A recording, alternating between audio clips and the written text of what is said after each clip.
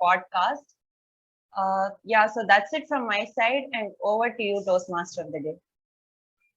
Thank you, Tejasvi. Thanks for this wonderful speech. Let us move on to the next speaker. So the next speaker is Toastmaster Raju Rao sir. His speech is being evaluated by Toastmaster Mathu Sridhar sir.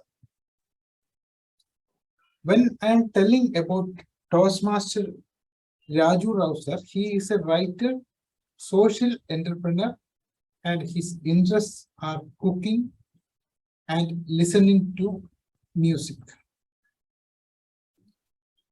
So I request Toastmaster Raju Rao sir. So before I move, sorry, I missed one thing. I request Toastmaster Mathu Sridhar sir to read out the objective of the speaker, Toastmaster Raju. Good afternoon, Toastmaster of the day, fellow Toastmasters and guests. Toastmaster Raju Rao is giving his pathway speech from the path that is motivational strategies. And he's giving his level 3 speech, and that is about using descriptive language. The purpose statement being, the purpose of this project is for the member to practice writing a speech with an emphasis on adding language to increase interest and impact. And his topic is a day through a forest. A day through a forest. Toastmaster Raju Rao. Thank you. Am I audible? Yes. Okay, good. So let me give a brief introduction before you start, before the timer, I indicate the timer when to start. This is also a story. Like what Tejasvi said, this is also a story. It's a passage from the new novel that I'm currently working on. Okay. So it's exactly a chapter, a part of a chapter, let me say. So I hope you enjoy it. And timer, you can start now. Krishna and his platoon went to the forest. It was not a very comfortable day, but the gentle breeze lashed on, the sweat dripping down on the faces. And they had to tread through a deep forest with a lot of flora and fauna. But they were looking forward to it. They were energetic. On the way, just the day before, they had gone through a site where they got to see the Jinji fort. When he saw it, and his troops also saw the thing, the 3 hillocks connected through the fort, the deep walls of the fort, they could see the 7-story building, which is the Kalyana Mahal or the marriage hall, and part of the temple, the main temple. This was indeed a very impressive structure, what they saw. And Krishna was reminded of the time he spent there. In his training academy, military academy. And the trouble that he had to take, the challenges he has to go through in order to be adjust the best cadet. In fact, this was the reason why he got selected as the commander-in-chief of the effort to have a battle with the Nayakars of Madurai. In spite of the fact that he was one of the youngest generals. Krishna and his troops and his men were used to going through arid land. Also waging against the fort But a forest was new. They had never done it. And the story goes, the legend goes there, that there is a tiger there. Though they've not been seen for a long time, even a decade, there's no tiger seen there.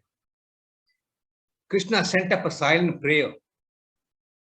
Many of these soldiers were very good sportsmen back from a battle just from Velu. So as they walked on, they came across some empty place, and further down they could see some trees. And then they heard a small noise from the trees, and this started becoming bigger. And they're wondering what it is. What is this noise coming through? Suddenly, one of the members in the troop, the soldiers, found something sitting on his shoulder. He turned his head and found it was a monkey. He was surprised. And within seconds, there were hundreds of them coming down, shrieking, screeching, making all the noise. But they were all very hungry. Within minutes, there were hundreds, and it all multiplied. They didn't know what to do. They have never seen such a situation. Though this was monkey country, they knew about monkeys. They're always around near their houses, near the marketplace, on the rooftops, asking for food, all that. He was familiar with monkeys. But a tsunami of monkeys, they didn't anticipate that. And the monkeys were very hungry. They were imploring, give me food, I'm so hungry. One monkey, with the child clinging to, the mother clinging to, the child clinging to the mother, went up to Krishna and looked at it. And the eyes made it. Eyes gave the message to Krishna. Krishna was moved, and he sent word to his cook, which is the end of the platoon, the last squad, that let's offload all the rations that we have. That's the only way we can solve the problem.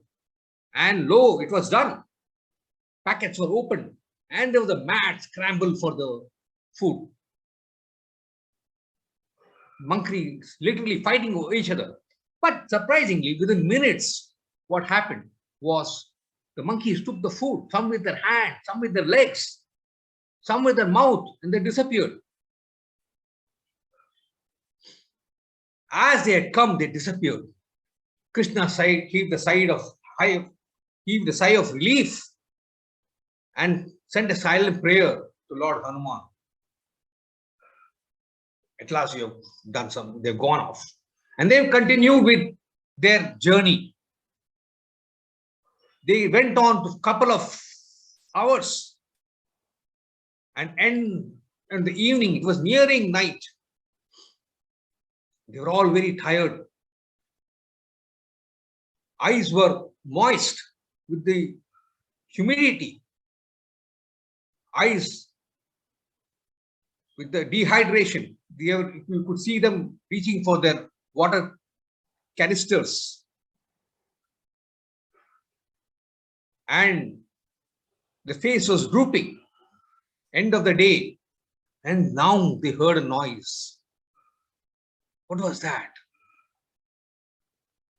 It was a roar. Oh my God. The legend is real after all. They thought. Slowly they walked. Now they got to be slow and careful. They walked around. Again, a little bit further. And then the roar started repeating. More and more. Stronger. And at the further end, they could see a figure. And because it was light, it was night. 1 minute.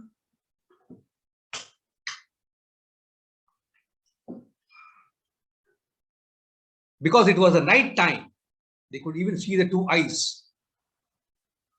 But right then, as they reached a little bit further, among the trees, there was some hustle and bustle. And then the soldiers realized what it was. It was their monkey friends again, the same monkeys which they seen in the morning. And the noise started building up. Within minutes, the crescendo started going up, and finally it reached a level 10 times the level what they did in the morning. The tiger now didn't know what to do, looked up, looked down, looked this way and that way. And finally, he was perplexed, he was terrified. It was a tiger's time to get scared. And in a whiff, it ran away. And with that, the monkeys also quietened down. Krishna and his troops finally were happy. The monkeys helped them. And again, he sent a prayer to Lord Hanuman, saying thank you. And they were all ready to go on for the next day. Over to Toastmasters.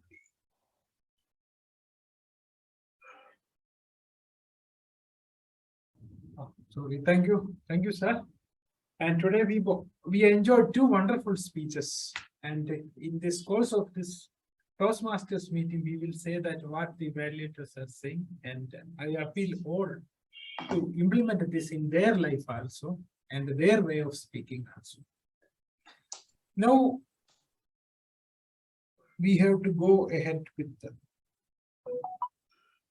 the next session, the next phase of this Toastmasters meeting. I have mentioned earlier, this is the wonderful thing, and it is called improv. That is, immediately people will be called and then they will have to speak. So today, this wonderful session is taken out by Toastmaster Jacob Ipensa. He is the table topic master today. While I am speaking two words about him, he is an engineer and he is residing in Bangalore and passionate and interested in gardening. Once we all have seen that it's a wonderful garden. So I request you to please come forward and